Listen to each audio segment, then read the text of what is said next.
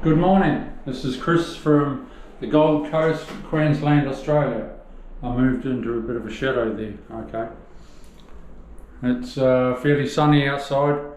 Anyway, rightio, now, as you saw in the last video, we've done the waterproofing. I've done two coats in the shower, and I'm about to do a third coat in the shower and then put down my bed and start tiling. So I'll just pop the GoPro on my head and we can get started.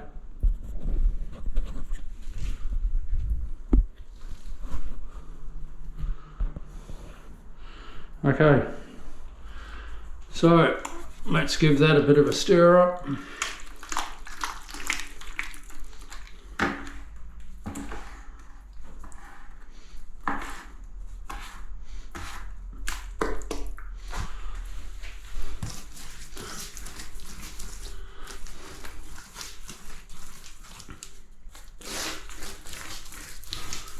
I'm doing it in another colour so you can see that it's another coat. It's mainly just to make sure I've got every pinhole and every little thing sealed up. That's why I do my third coat as my slurry.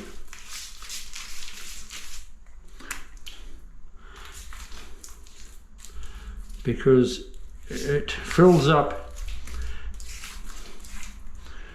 any little pinhole if there is one and acts as a slurry at the same time.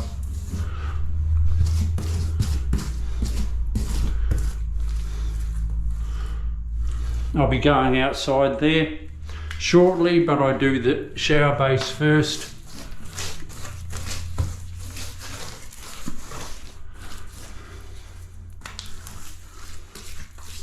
Once you've got the shower base done, that's the hardest part of a bathroom done.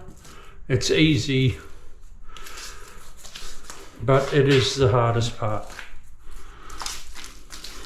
To a DIY person, it's a little bit difficult, but once you've been with me for a little while repeating myself, you'll find it easy.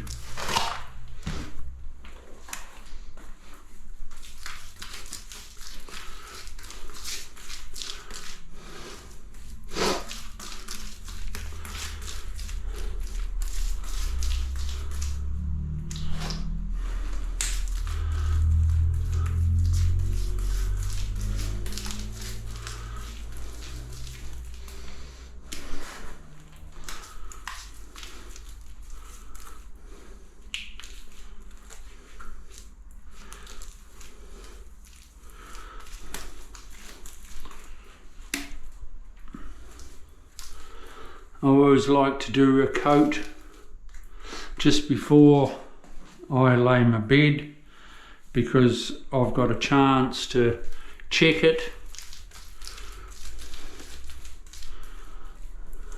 to make sure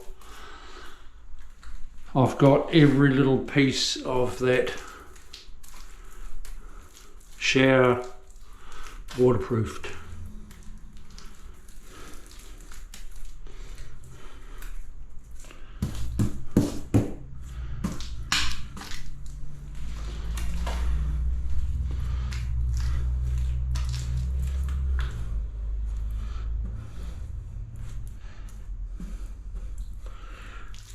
Once you can tick it off in your own mind that you've done it.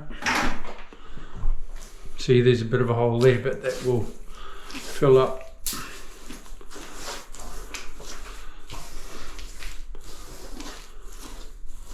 That's why I like using that mesh gauze.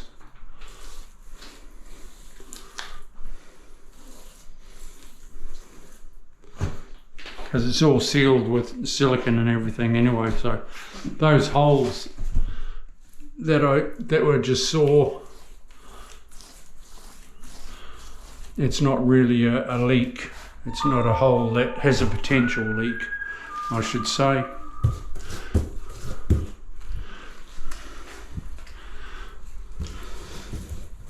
Come up a couple of 100 mil.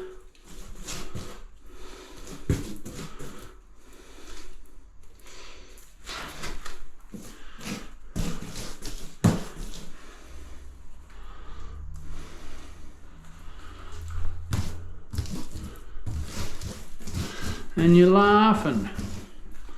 See that? Cool bananas. Right, we'll just pop that over there.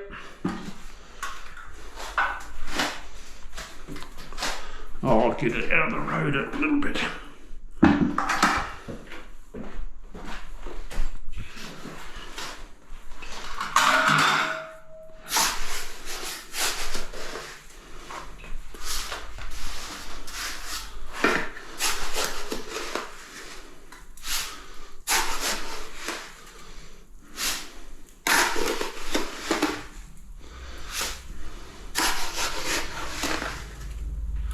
The reason why I put it in with my trowel is that I don't want to actually touch the waterproof. I don't want to cut it with the edge of my bucket, so I just play it safe.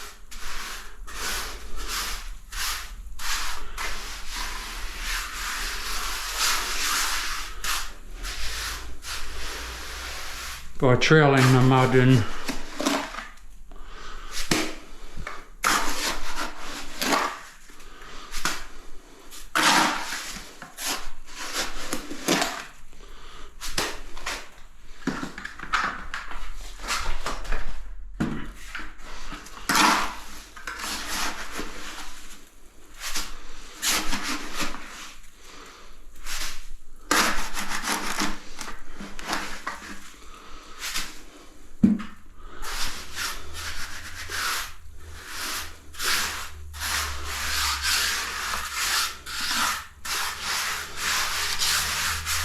In this bathroom, I'm using a 6x3 tile, wall and floor.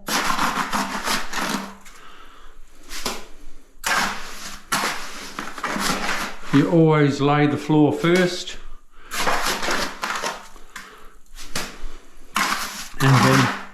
and then your lines line up easily.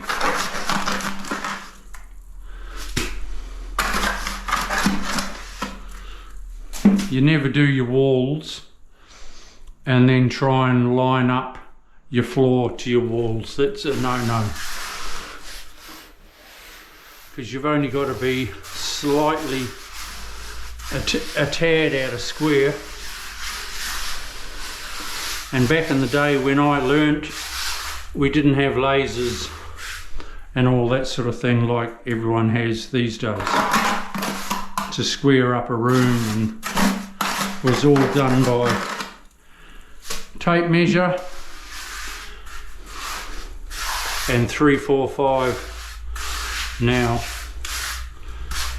It's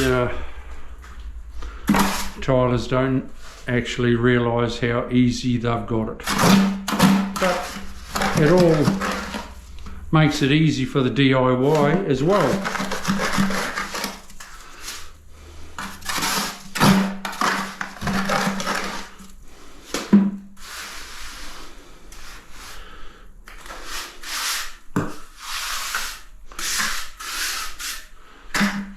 I've got to mix up another bucket of mud, but what I'll be doing is laying my tile like that. I'll be turning the waste to a diamond shape. Same here, it'll be on a diamond shape. I'll be cutting my tile through there, and everything will line up. My walls I'll stack up off it. Everything will line up wonderfully, but I'll show you anyway. The idea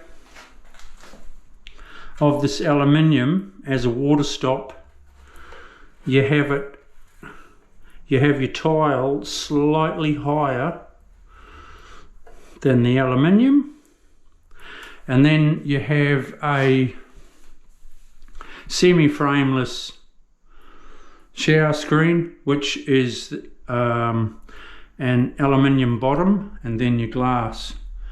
Some showers I do are fully frameless, so they're just glass straight down to the bottom, but it always needs to be bigger, otherwise you get your water coming out under your door. Your shower needs to be bigger.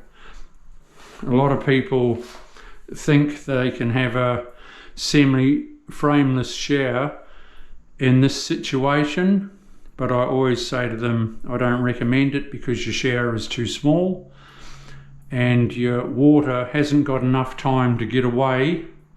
Even no matter what slope you've got, air will always build up going down the pipe. So air and your water, it's you know, like if you spin round and round a full bottle of water and then just pour out with your left hand and spin that one and it shoots out, the right hand is way faster than the left, but you never have that funnel effect in a shower. It's always the slow effect because air builds up. So your water will build up and run out if you have a full frameless. It needs to be a bigger shower. But I do fully frameless showers a lot. Bigger ones, of course, what I've just said.